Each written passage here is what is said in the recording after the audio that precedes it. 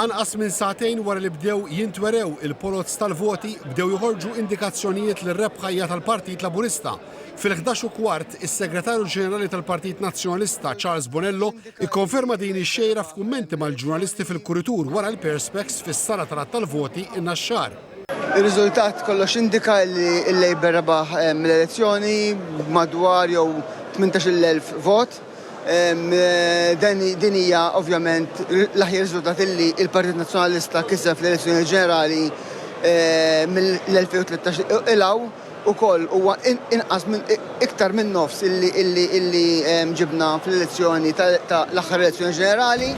Dawn il-kummenti intlaqgħu tajjeb ħafna mill-aġenti u kandidati tal-Partit Laburista fl-istess kuritur u bdew ċelebrazzjonijiet spontani ta' ftit minuti biex imbagħad issuktaw bil-ħidma tagħhom.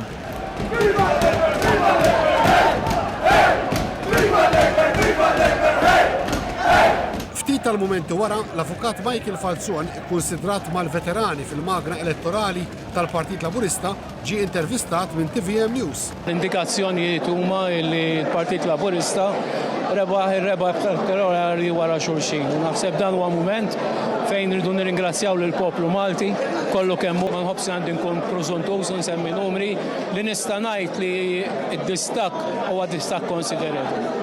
Daqs nofsija wara, il-kap tal-Partit Nazzjonalista konċeda telfa f'messaġġ li xxandar fuq il-paġna tiegħu ta' Facebook fejn qal li ċempel lill-Prim Ministru u awguralu għal fiduċja li kiseb mingħand il-poplu Malti u Awċi.